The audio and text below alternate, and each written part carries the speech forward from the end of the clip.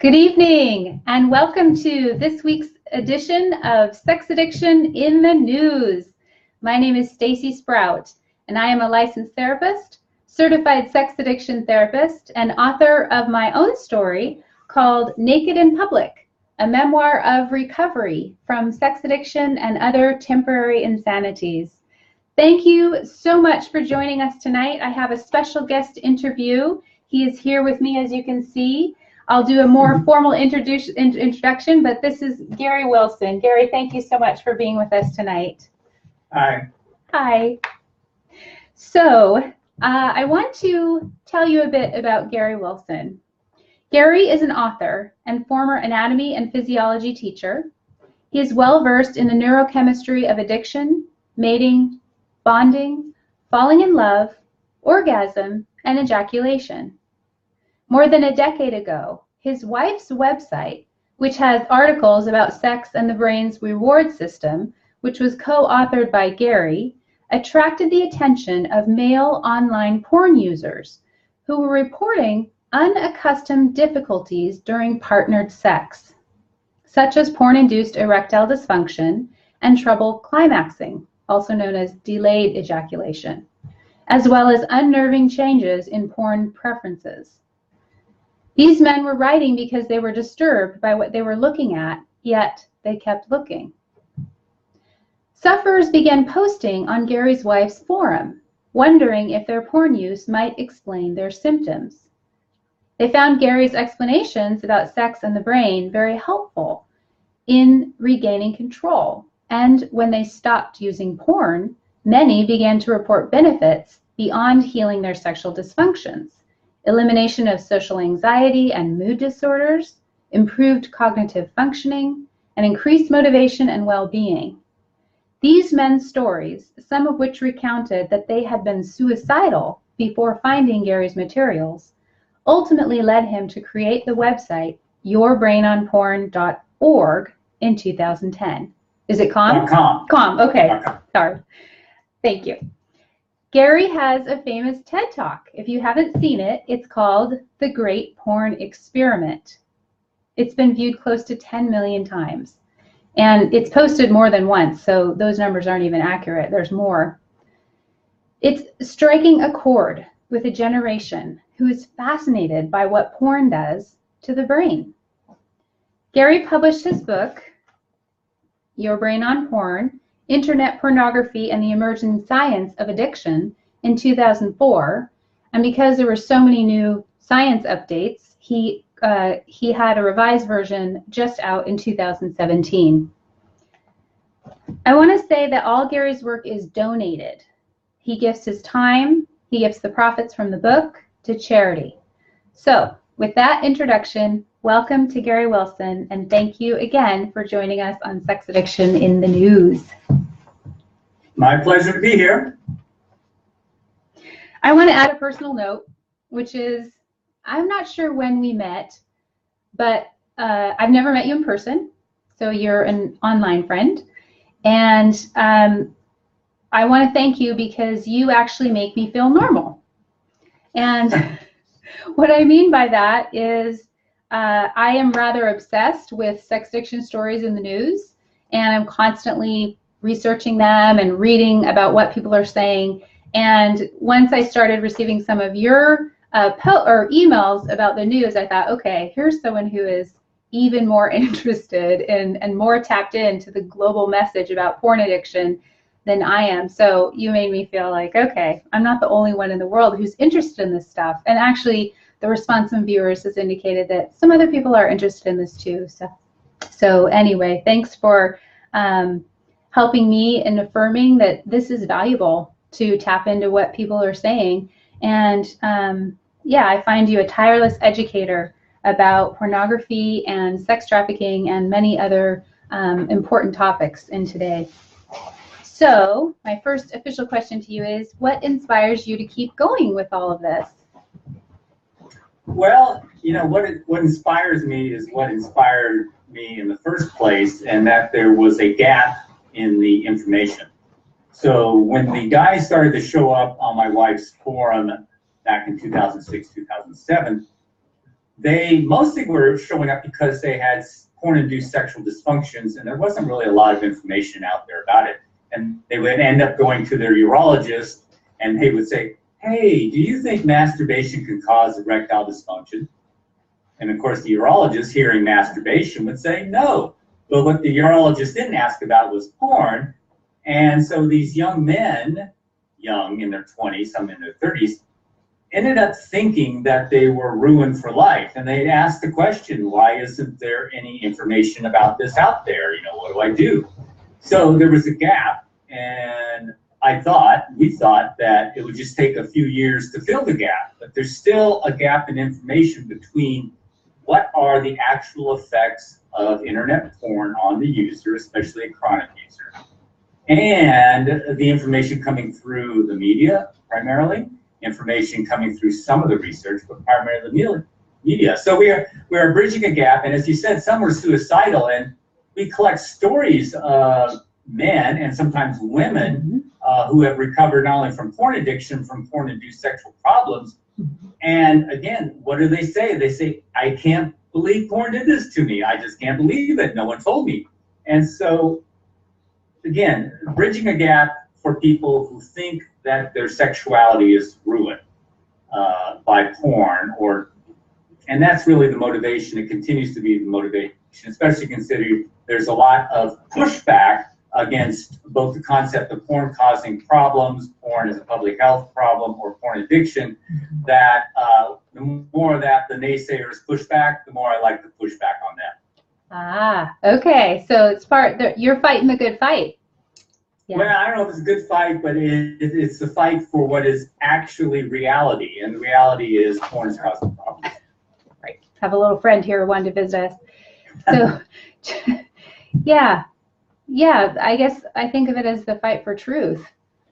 And yeah, I mean, it is the fight for truth, because how do we know it's truth? Well, when the young men or men just give up porn after having several years of chronic erectile dysfunction or inability to get aroused or no interest in partners, over time, these problems abate. They are healed. So by removing a single variable, this causes the remission of not only sexual dysfunctions, but as you mentioned earlier, some of them, their social anxiety will go away. Their cognitive problems improve. Some have thought that they had ADHD, but that disappeared after giving up porn. I know it sounds amazing, but these are continually reported year after year, story after story. So yes, it's information that needs to get out there. Yes. So thank you for saying that, because my area of focus as a sex addiction specialist, I got into the field so I'm in recovery myself, and I wrote about my own recovery, but I was also a licensed psychotherapist, and I took time off to deal with my own recovery. But when I went back to work, I started getting people coming into my practice who were complaining about extreme sexual compulsion. And at that point, I felt like, wow, I mean, I know about 12-step recovery from this, but I think that's different from therapy. And so through a series of just really cool synchronicities, I was able to go and get trained as a certified sex addiction therapist. So that's been my focus of treatment since 2006. And so I've worked with men and women who are at the far end of the continuum, working with the extremes. And so I just wanted to go over like what my favorite definition of addiction right now, and I want to compare it with yours. I mean, you write about it in your book, but so here's mine. This is what I teach, but it's always evolving. So addiction is a neurobiological and social learning process that, when engaged, offers distraction, pleasure, and or pain relief for the addict. However, it comes with severe costs. So that includes loss of control, failed attempts to stop, I think withdrawal when people try, tolerance, and negative life consequences. So looking at problems with personal distress, family interpersonal distress, impairment in social, job, school, other important life function. So when we start to see a cluster of those kinds of symptoms, and then we're looking at the severity of the kinds of things I typically treat or thought of as addiction. How does that fit with your experience? I know I want to say more detail, but just in general, how's that definition of addiction in your mind? Yeah, it seems to cover most of the bases, actually. And of course, we come back to, the core addiction sort of explanation or definition: continued use despite severe negative consequences. Yeah. But this allows me to back up a bit, because many of the young men since I'm rather older, the young men would be late teens, 20s, 30s. They grew up using internet porn. So in other words, most of them never had a long break. Maybe they didn't even go a day or two without watching porn. So they don't know how porn use has affected them. So if you ask them and said, well, do you have negative consequences? They would say, no, I love porn. However, they may be stuck in their mother's basement. They may not be able to get aroused by a real partner. They may have all sorts of other things that they didn't know that chronic porn use or chronic internet use was behind, such as social anxiety, depression, lack of motivation, etc. So they need to give up porn in order to assess the negative consequences. Whereas I think a lot of maybe the people you see, they've gone through negative consequences over and over again, and they're like, man, I'm at the end of my rope. I'm coming to see you. I need help. I don't know if that's true, but that's sort of my impression. Yeah.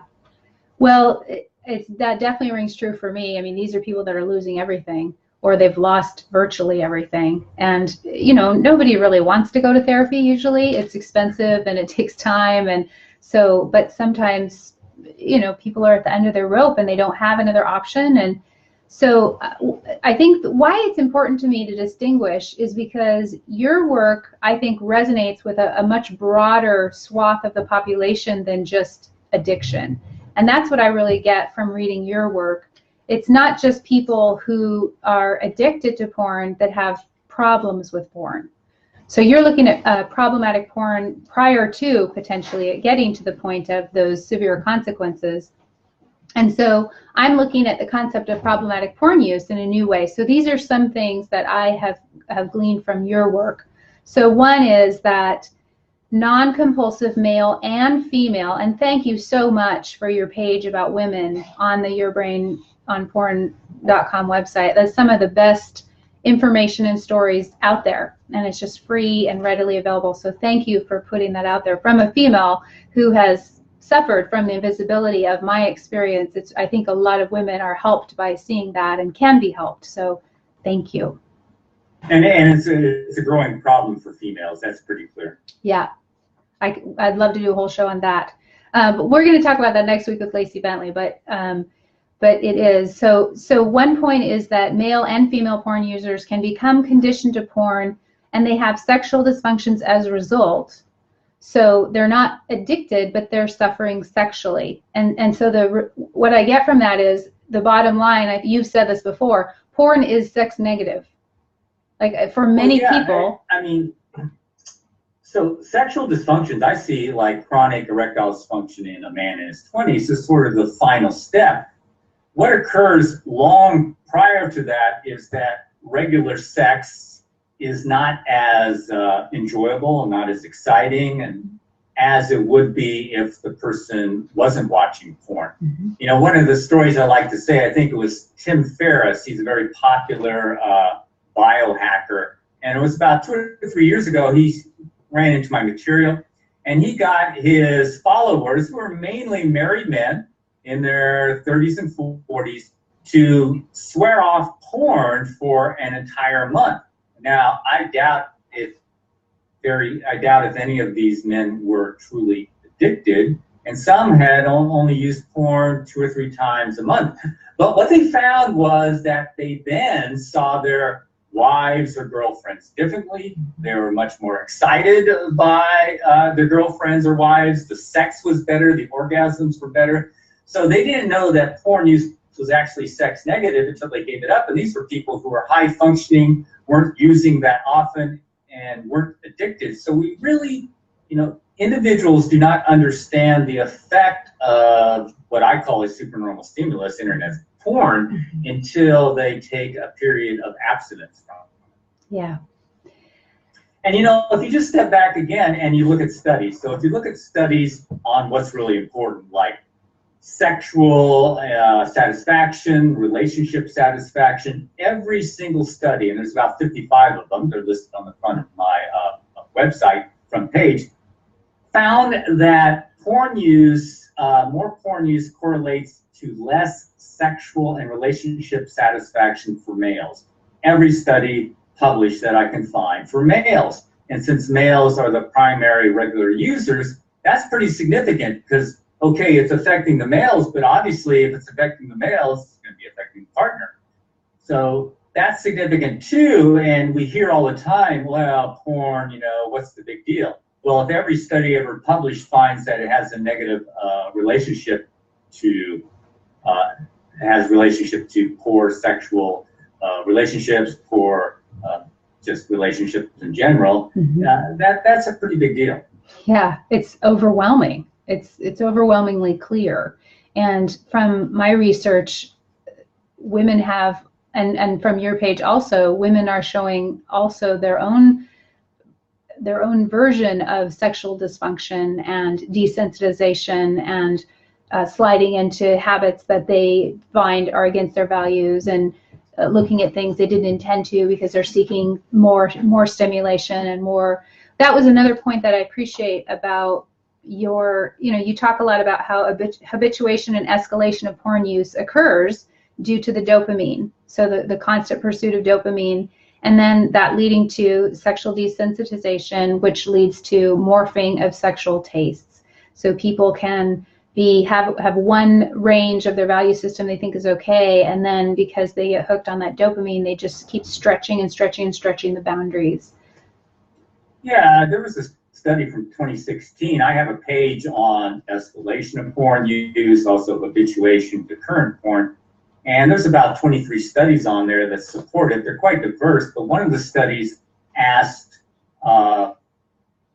men who had used porn at least once in the last 3 months about their porn use, and it found that 27% felt they were addicted. But the most interesting part of the study was that 50% of them reported viewing that porn that was not previously interesting to them or that they once considered disgusting. So that's the exact wording. So that means 50% of just casual, occasional porn users or maybe regular porn users escalate into material that didn't match their original sexual taste. Now this isn't saying that any type of porn is bad in itself. It's just saying that they habituate to their current porn, you know, so they start off in lesbian porn, then maybe they go to God knows where, they end up in gangbang porn or rape porn or incest porn. That's very popular these days.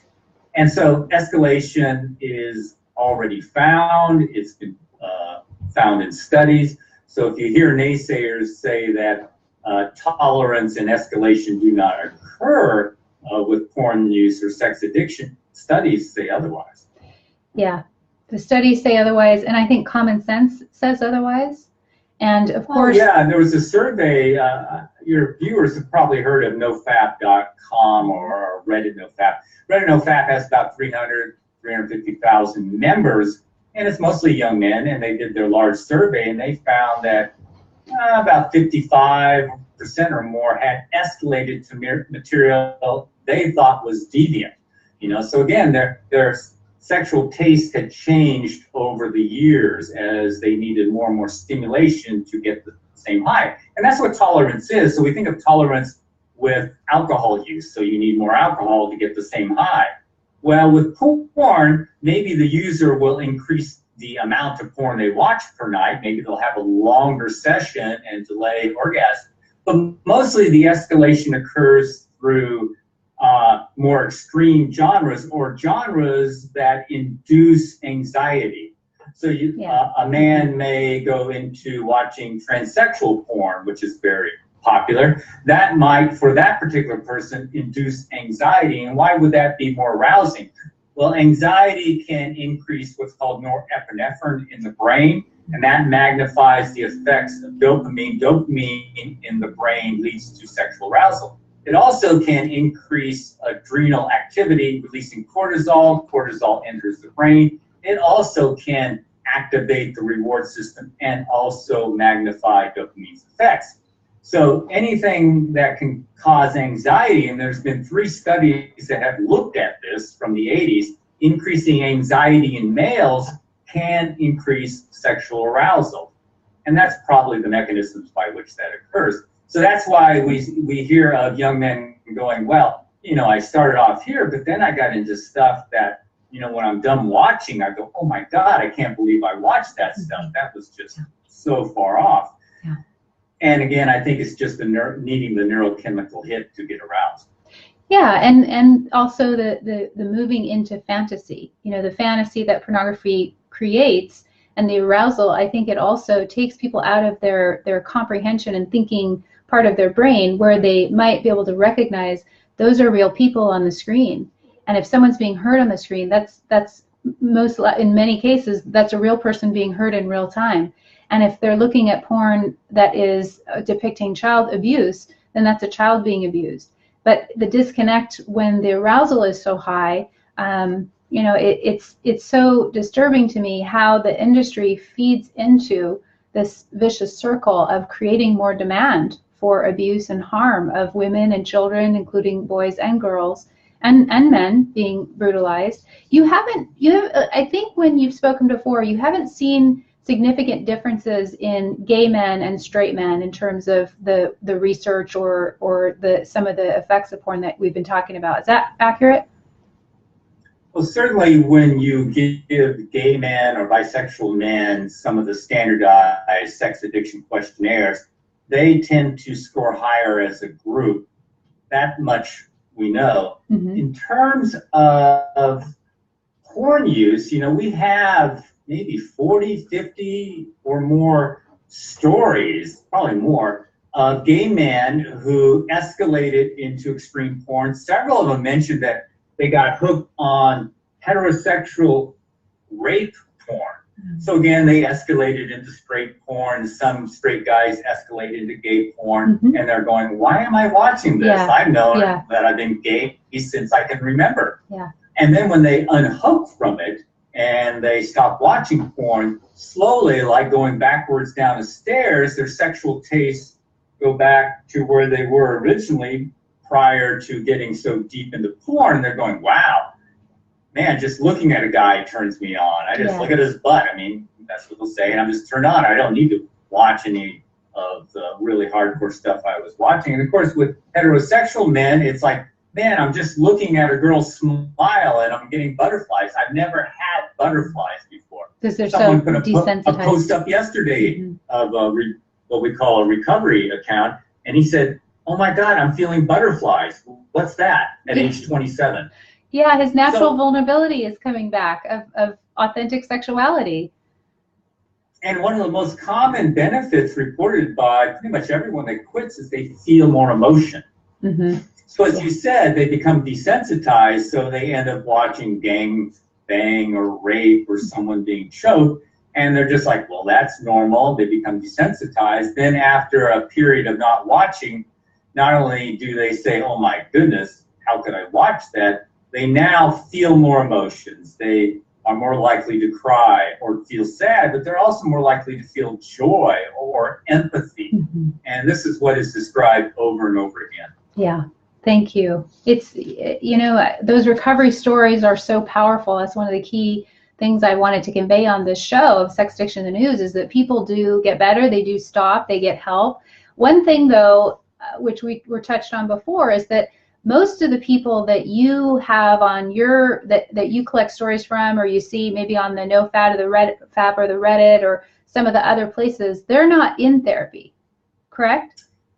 Right, so we've been collecting stories since about 2006. That's a pretty long time. Mm-hmm. And around 2010, these non-religious forums just came online, like Reddit Porn Free, Reddit NoFap, Your Brain Rebalance, Reboot Nation, a few others.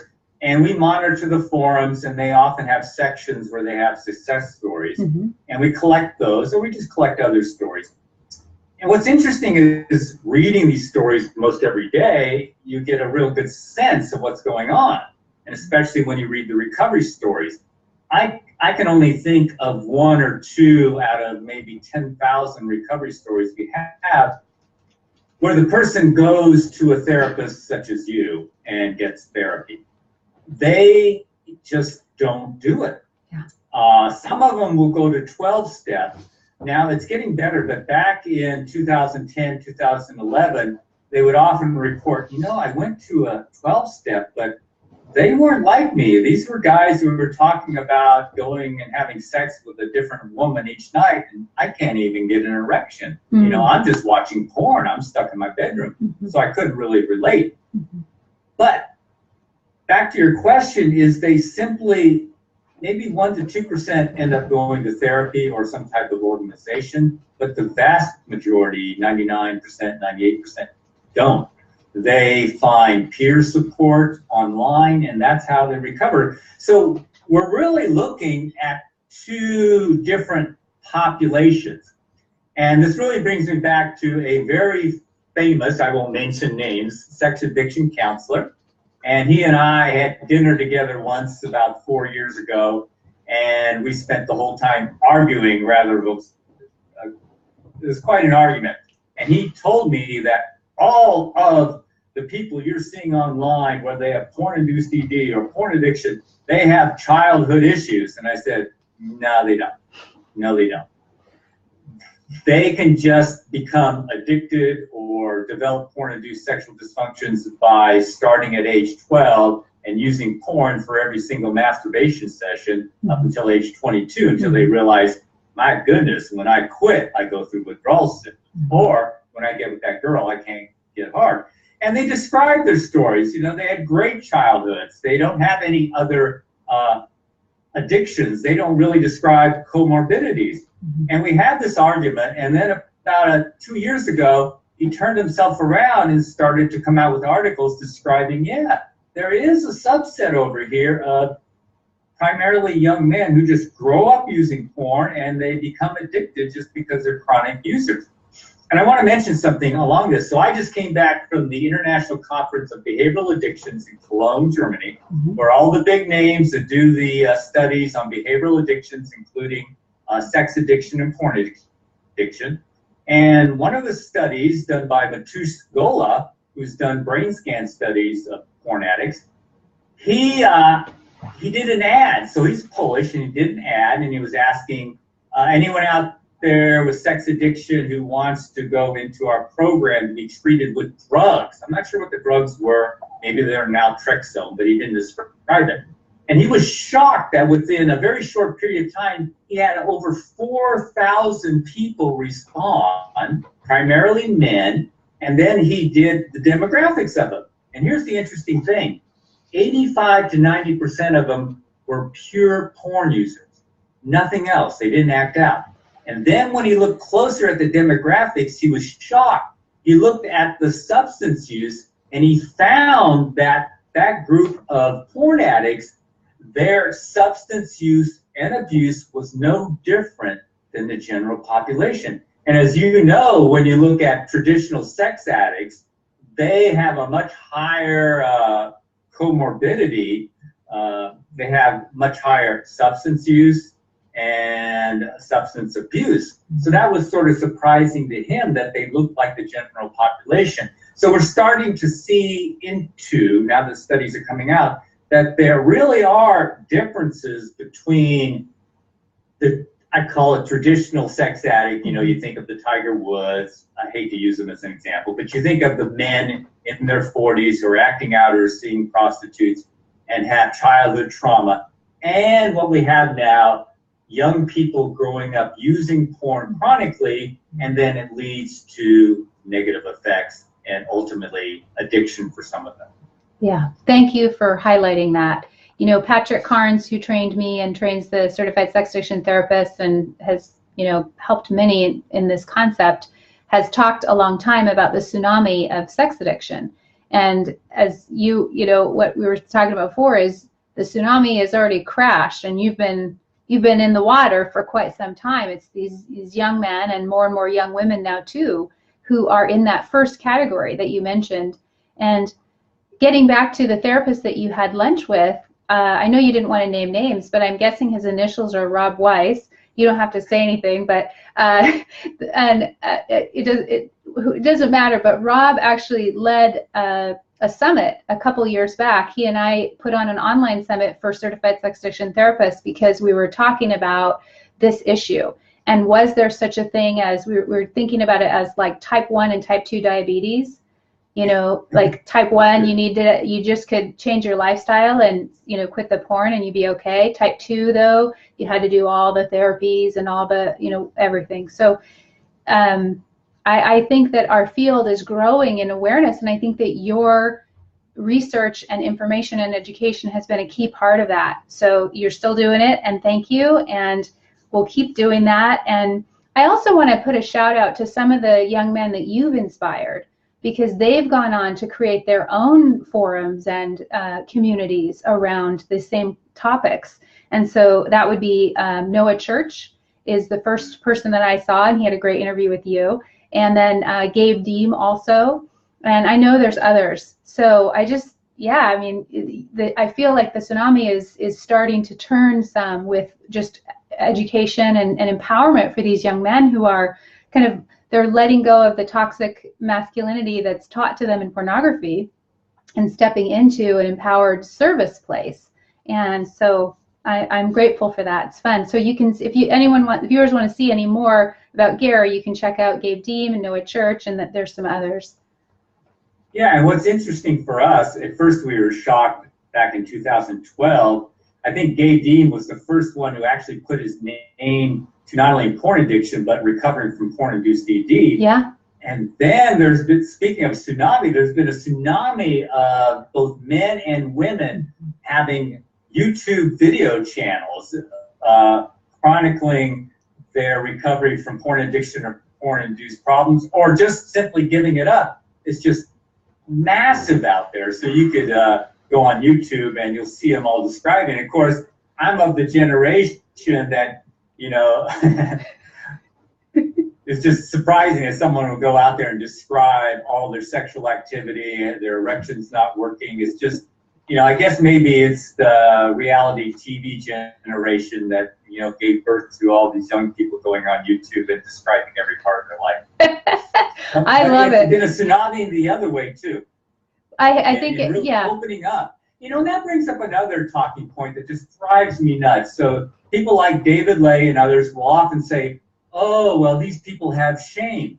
Well, people who get on YouTube and talk about their penises not working, or talking about their porn addiction, or talk about their sex life, they don't have shame. Yeah. And if you go and actually look at what's going on, so again, back to Reddit NoFap, their largest survey, 62% of the members were atheists or agnostic, and that's of course far higher than the general population. Wow. And only 11% were doing it for religious reasons, or even part of it for religious reasons. Mm-hmm. That means 90% are doing it for other reasons. Mm-hmm. So the claim that you see over and over again that they're stopping porn use because of shame, or their problems are induced from shame, is just a lie. It's just a figment of David Lay's imagination. I really want to get that across. Yeah. And it's not based in any actual substance. I appreciate that point, because that was one of the first things I noticed when I saw Gabe Deem live on videos, and he was on a talk show. And I mean, I was like, that guy's not ashamed. He's like, no, I love women. I love looking at naked women, but porn was bad for me. And he's talking about, it was just, he's open about his sexuality. So people who talk about that, you know, sex addiction therapists or people who talk about porn being problematic are all shaming and trying to, it's like, no, they got it backwards for a lot of people. Now there's still plenty of people that have lots of shame. So, in porn. Well, I think when we talk about shame, we need to sort of break it up. So some people have shame about sexuality. We acknowledge that. But then there's the shame of the inability to control use despite negative consequences. So my penis doesn't work. I know it's porn. I can't stop. I feel shame about constantly binging on porn when it's ruining my sex life. So those two types of shames are really quite separate. And the shame that we primarily see on the forums is not sexual shame. They rarely ever talk about that. It's about the shame about not being able to stop something that's really negatively affecting me. Yeah, and that's interesting because in the population I work with, there's a tremendously high amount of shame. So, and typically it comes from both childhood and the shame from the sexual acting out behaviors and the betrayals and such. So, well, so. And then you look at the population I'm dealing with, the young people who grew up with it, they make fun of other boys who aren't using porn. Yeah, there's so much peer pressure. You know, in class, while they're listening to the teacher, they're on their iPhones sharing porn. They're showing the girls next to them. They're watching it on the bus ride home. Yeah. They are not ashamed of using porn at all. Not this generation. It's just really a myth. Yeah. Yep. So I want to talk about something. You mentioned David Lay, and that segues into something that I did want to touch base with tonight, and that is about the sex addiction so-called controversy. And so you have suggested that porn users who are having problems may want to stop. Like they may benefit quite a bit from stopping using porn. And your education and that suggestion has put you at the center of a target that you've been fired on many, many times. And since I've become friends with you, I have been quite distressed to witness all the different ways that you have been harassed. And as myself becoming a sex addiction educator online, I also have been stalked and bullied for trying to educate about sex addiction, and it's been difficult. But you've had it far worse. And so I just wanted to be a fair witness to what I have seen people who are seems like they're trying to shut you down, do or say. So I've seen them dismiss your points regardless of how logical, credible, or accurate you are. I think anybody who's watching this can see you have a scientific mind. I've seen them misrepresent things that you have said to make you look bad. That's happened to me. I've seen you've been harassed on social media, and then people who are connected with you are also harassed. Again, I relate to that. The people are networking with others who use the same tactic. So there's a group. I heard about this group. It's a Facebook group, and the title of the group is called Sex Addiction Therapists Can Kiss My Ass. And there's a bunch of therapists that belong to this apparently. I heard there's about 30 of them. 30, yeah. And that these people use fake names and create multiple social media accounts to make it sound like there's more people on their side than there actually are. So what's called astroturfing. There's a great TED Talk about that. And they post fake Amazon reviews to attack books that puts this scholarship out there. That just happened to a colleague of mine. I've seen them directly attack you and your credibility by making up lies about you, defaming you, calling you a fraud, calling you corrupt, making up false claims that you take bribes, you haven't been to college, or in my case, that I'm not licensed. I've seen them call you dishonest, a liar, misogynistic, a fake, etc. And that has the influence of taking your credibility down sometimes in the eyes of others where you would speak, or that's maybe, I think, the intent. I've seen them be militant and just broken record over and over the same thing and dismiss efforts of diplomacy or reasoned debate, and even claiming that that people are under no contact orders when they don't actually exist. I know you're familiar with that one. Threatening with aggressive intimidation, reporting fictitious misdeeds behind the scenes to authorities, as I mentioned, or in my case, reporting professionals to their licensing boards with bogus claims. And I specifically had that experience. So I was working on educating people about the International Classification of Diseases manual that was coming out with the draft of compulsive sexual behavior disorder as a diagnosis. And not long after that, an anonymous complaint was filed against my license to the Washington State Board of Health, or Department of Health. And so anybody who gets a complaint against their license, I mean, it's kind of an anxiety-provoking, like, uh-oh, you know, what happened? I've never had a complaint in, 24 years of being a therapist. And so eventually, the complaint wasn't even investigated. It was completely dropped. And so I said, well, I'd like to find out who made this complaint. And they said, well, since it was dropped, the person's identity is not protected. And it turned out to be Nicole Prause. Am I saying that right? I think I'm saying that right.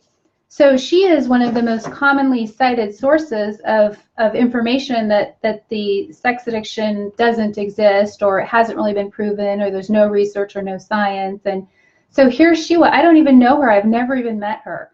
And the closest interaction I'd had was on these comments on the ICD-11 draft website. And so her complaint against me was related to something that I had said, which was that I suspected that the porn industry has lobbyists that actually try to diminish the public awareness that porn is bad for them. Now, if that's controversial, I mean, who wouldn't think that the porn industry would have lobbyists that might be educating people? So I didn't call her a lobbyist or anyone by name, but as a result of saying that in a general way, she reported me to the Department of Health. So that was just shocking to me. Yeah, I mean, if someone wants to get a good flavor of Nicole Prause and her behavior, they could go to the ICD-11 compulsive sexual behavior disorder, and you have to sign in. So you just do a username, and you can see that she has posted on there more than everyone else combined, and most of her posts are, you know, ad hominem, personally attacking people, calling them names, whether it's you, Stephanie Carnes, anyone who posted with the opinion that this diagnosis should go into the ICD-11, they were personally attacked. And that's just, you know, the type of stuff she does. As you know, I have a page that chronicles the tip of the iceberg of Nicole Prause's behavior. Everything is documented, and she's been, you know, she's been doing all sorts of things to me and many others for several years now. And it's true, she's created a mythology. And the first part of the mythology is that she's a victim. She's a victim of me somehow cyber stalking her, but she doesn't really provide any evidence. She's put up on her Amazon webpage that she has armed guards at her talks because I might show up. Of course, she provides no evidence that I would ever want to hear her speak about sex or porn addiction. She says that she has reported me to the police, that I've been spotted in Los Angeles. She actually said this on her Amazon, that I've been spotted in LA outside her office stalking her. I've been to LA for years. The accusations go on and on and on about me, and they're all false. They're libelous. And she presents this material also at conferences such as ASEC and others, and she also attacks other people. Here's just the latest example from last month. She somehow got my employment records at one of the places I worked, Southern Oregon University. She then took those employment records, she put them up on Quora and wrote an article about it. She put them up on Twitter, and she actually put them on a place called Mike South, which is a major porn site. She put them on a porn site and the article on a porn site. And the article said that I was fired from Southern Oregon University and that I had never worked there before. And of course, these are lies. I wasn't fired. I had worked there before. And this is what she does. This is all documented. It's documented on my site. And this is just the latest of basically what's been 5 years of harassment by Nicole Prause. You know, we could sit here from now until this time tomorrow, and it would take that long to describe all the numerous occurrences that have gone on over the last 5 years. But, you know, the sad thing about, okay, she attacks me, okay, she attacks you, she attacks Don Hilton, she attacks Fight the New Drug, she tweets about Fight the New Drug 100 times, you know, attacking them.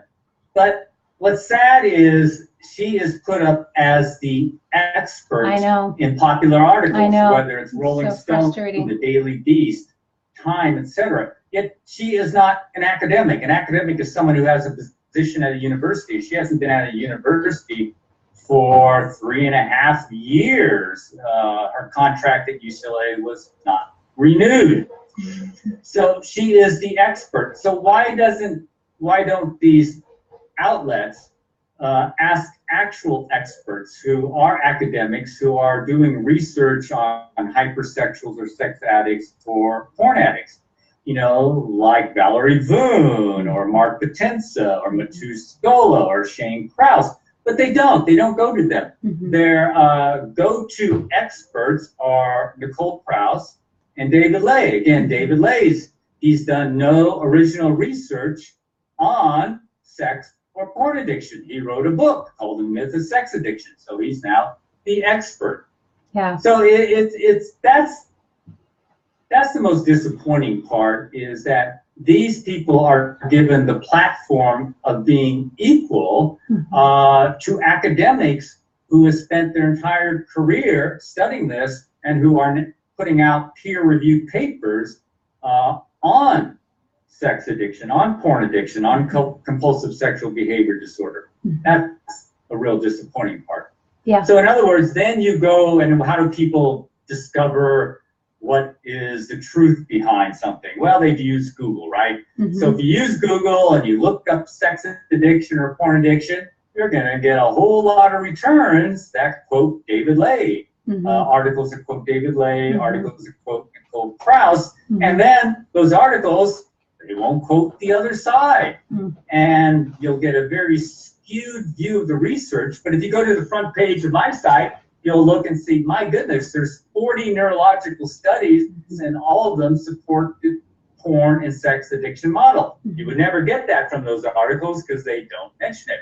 Or you'll find another list of 22 studies that support both tolerance, and 3 of the studies support withdrawal symptoms.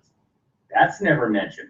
So the reality, the research, the clinical experience of you and thousands of other clinicians supports the addiction model and what people are experiencing. And yet, what do we get?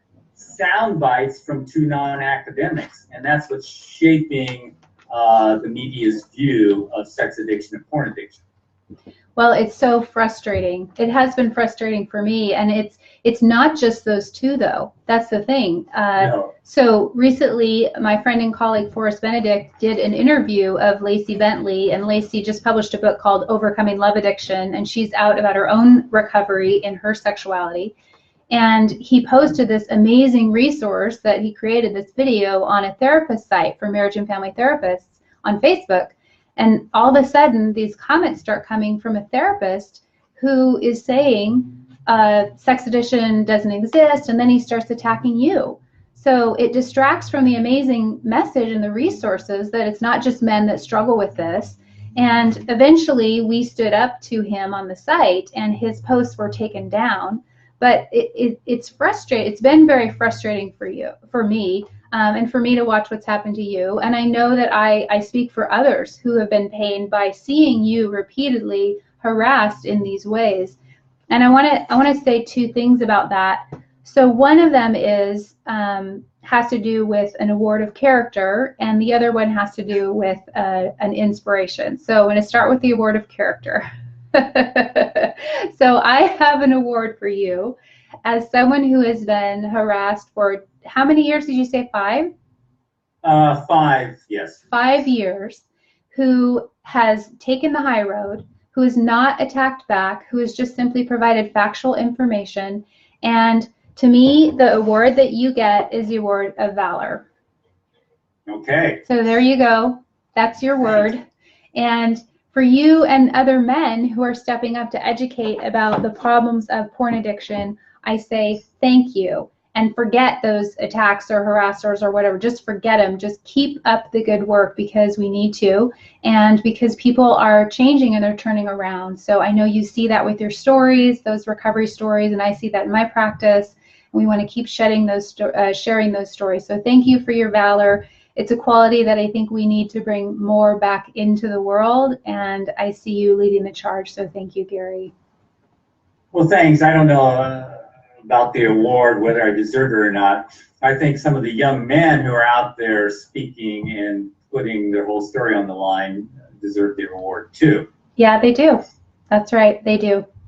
So, and you know, what is the purpose of these attacks? The purpose is, for me personally, the purpose is to make sure people don't go to my website, because on the front page of the website, you know, I have the list of studies, and if they actually look at those studies, they'll go, my goodness, I was just lied to by David Lay. He said there was no study supporting the existing porn-induced ED, but here's 24 studies listed. 5 of those studies, the first 5 listed, have participants stop using porn and they heal sexual dysfunctions. So that actually proves the existence of porn-induced sexual dysfunction. So that's what they're trying to prevent. And they've gone so far, both Prowse and Lay and others, and they say that the studies are fake. The studies aren't peer-reviewed. Fake news, yeah. But of course, they are. Anyone can click on the link. You know, it's an amazing thing, the internet. The little blue means it's a link. You can click on it. You can go to the actual study, and there it is. And there's the excerpt that I put up. So, of course, the studies exist. They're peer-reviewed. I've described them accurately. But that's the fear. The fear is that people will actually click on those links and discover that they've been lied to. Yeah. And just as we were promoting this show, somebody said, hey, could you know, people get confused with the disinformation. Can you address this? People want to know, and they want to figure out a credible source. And what I tell people when they're looking for information is just watch both sides. Just watch them and see how you feel. See how you feel when you watch them. Because if people are telling the truth, usually there's a sense of the kind of calm and like, yeah, resonance. And if people they may be sparkly and shiny and fancy, and but if they're shining you on, I think a lot of times people get a sense of that. So yeah, people are gonna have to figure out who to trust, but doing their own research is the way to go. So well, with the people we mentioned and others, it's pretty simple. Do they do ad hominem? Yes, they do all the time. They attack me personally, they attack you personally, they'll attack, you know, others personally. Do they address the questions? No, they don't. They attack personally. Do they cite studies? Rarely do they cite studies, or if they do cite studies, they'll cite an outlying study and then they will characterize it incorrectly. I see that's very common. And so when they're given, like I'll sometimes when I post on Twitter or I post someplace else, I'll give a link to a list of studies I have, like almost 60 studies that show more porn use is related to less sexual satisfaction. What do these people say about these studies? Usually they'll say something negative. Will they cite studies of their own? They don't. So, you know, really look at the content of the responses, and that'll give you a real strong clue as to what's going on. Great point. Well, and I also want to say I think some of that campaign is really backfiring, because I think people are pulling together when they are being harassed and asking for help, and then other people are speaking up. That's why I wore this shirt today. Ask me about my vow of silence. You know, it's hard to talk about when you're bullied and when you feel harassed. It's isolating, and it can make you feel shamed if you're being attacked in some way, emotionally or intellectually. And so I think people have to speak up and pull together and say, hey, let's get to the truth here. And what I think is kind of funny is I actually have some of these people to thank, because I was so frustrated by the disinformation that I was seeing out there that I was just angry when I thought about it all the time. And as a recovering addict, I can't afford to be angry. I don't want to hang out in anger. And so I did my spiritual study, which is 12-step work, which is basically I look in the mirror and I look at what is my part of this. And what I realized is in my chronic anger about what they were doing, I wasn't doing anything. And so that's what actually inspired me to create this show, Sex Addiction in the News, was instead of focusing on what other people are doing, and frankly, they're doing it pretty well. They're getting a lot of press. They're publishing books. They're speaking. Why don't I try to get something out there? And so that's how I got here. So I'll say, all right. You know, they certainly get a lot of press and they certainly make a lot of noise, but then what is occurring? You know, the ICD-11 will probably have a diagnosis for porn addiction, sex addiction, cyber sex addiction. That's right. Hypersexuality, whatever you want to call it, it's going to be compulsive sexual behavior disorder. Yep. Then if I occasionally go to Amazon and look at my book, it's #1 in pornography, and you know, David Lay's book about pornography, I checked just before it came on, was like 128. So it's people are gravitating towards reality. Yeah, that's right. And even though propagandists can do a lot of spin, and on the surface it looks like, you know, there might be some validity to it, reality is catching up with the propagandists. Yes, right on. I'm very excited about that. And I'm glad about your book's success. I know the profits go to charity, but I'm glad it's in as many hands as possible. And so you mentioned the ICD-11 probably this fall. Have we heard any more specifics about when the official diagnosis will be out? No, at first it was 2018, but it keeps getting pushed off. I remember the DSM, originally they wanted to have it out in 2012, and then they pushed it off to 2013, so you know how it is. Yeah, it'll take what it takes. Yeah, okay. Yeah, and you know, it's interesting, we've seen some posts like from David Lay or Nicole Prouse that say that the ICD-11 has rejected sex addiction or rejected porn addiction, and you go, what? Well, sex addiction was never considered. Yeah. Porn addiction was never considered. Yeah.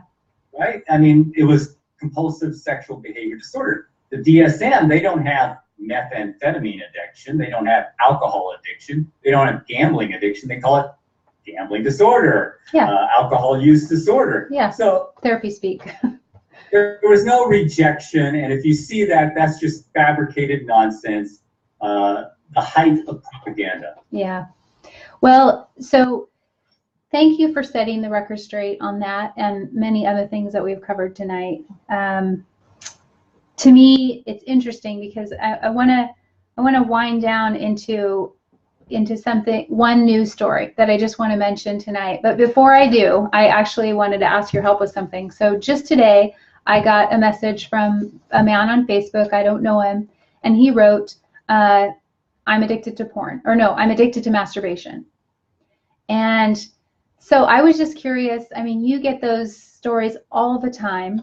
If you had someone who was admitting for the first time that they had an addiction to masturbation, maybe we can assume there's porn involved, but I don't know. I certainly can't assess as a therapist through Facebook, but what would you tell someone in terms of self-help? Where would you tell them to go? What would you tell them to do right away? Well, of course, the first question is, you know, are you using porn? Yeah. So are you really addicted to porn? Yeah. And of course, that's my focus, because I don't worry about masturbation. Mm-hmm. And then I'd say, well, if you really think you're addicted to masturbation, why don't you give up porn and recalling porn and fantasizing about porn, and then see if you're truly addicted to masturbation or you're addicted to porn. Mm-hmm. I'm going to assume that he's addicted to porn, because that's what most people are when they talk about masturbation. And that's sort of the conversation, how you see people sort of go past each other. They'll say, well, I'm addicted to masturbation. No, you're really addicted to porn, because once you give it up, now you probably may even go through what we call a flat line. So many of the guys who give up porn and were masturbating 4 times a day, about a week into giving it up, their libido drops like a lead balloon, and they can't even get an erection. They're just not excited anymore. So that would be my first question, and then they'll probably say yes, and I'll say, give it a break, because that's the only true advice we have. Yeah, we have tons of advice on YBOP from the men who give it up, and they have lots of suggestions, lots of various suggestions. So I suggest looking at those other people who are successful. But yeah, that's the first question. Are you addicted to porn? Yeah. Thank you. Great point. I'll pass that on. Well, so I think that is about the time that we have. And I just want to offer one news story and a little plug for some shows that are coming up. So I'll thank you at the end because I'm still grateful, so grateful for your time. But this to me, there was a synchronicity between some of our conversation about what appears to be public gaslighting in the media and the same kind of gaslighting that people who are sexually addicted or addicted in general can perpetrate on their loved ones. So it was just an interesting parallel. So this news story came again always from the UK. Do you find that the news is of higher quality and quantity outside of the US? Well, certainly the UK and a few others are better, Australia, New Zealand. And just on another note, most of the good research is coming out of other countries and not the USA. Yeah, that's my experience in terms of my research too. So this story comes out of The Independent, and it's by an author named Gavin Sharp, who's also a certified sex addiction therapist candidate. I think he's in the process, but he's a therapist. And the article title, it came out the 12th of May. It says, "I'm a therapist to betrayed spouses like Harvey Weinstein's wife, Georgina Chapman. This is how I would interpret her interview."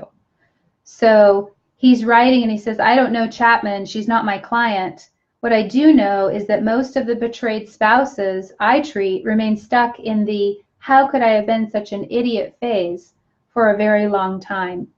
The answer is simple. They were spectacularly duped." So if you want to check that out, I'll put a link when I post this show to the Independent article about that. It's a very good article. And I have to tell you, I hardly ever find articles about partners of sex addicts. And so I was really excited to find this one. Partners and LGBTQ population there's just not hardly anything out there. So it's good to see this story. And also coming up on a future show, we are going to have Sherry Keffer. Dr. Sherry Keffer is going to be talking about her book, Intimate Betrayal. So we're going to have a whole show focused on partners of sex addicts and what her research is showing her and how she effectively works with partners. So, and next week, I feature the author of, as I mentioned earlier, her new book, Overcoming Love Addiction, and that is Lacey Bentley. And tune in for a great discussion because Lacey is passionate and an outspoken coach and advocate for females healing their sexuality who've had devastation from love addiction, fantasy addiction, porn addiction, or problems. If you have any questions you want me to ask Lacey or Dr. Keffer, type them in the comments or send them to me via Facebook Messenger. And so that is we're about out of time. So again, I want to thank you, Gary Wilson, so much for being here with me and with us and setting the record straight on some of the crazy stuff out there, as well as just educating about porn, problematic use, addiction, and so many other great points that you made. Thank you so much.